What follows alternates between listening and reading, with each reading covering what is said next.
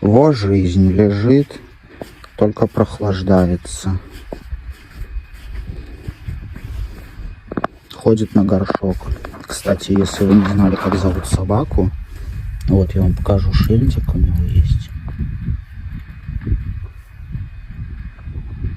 Вот такое имя.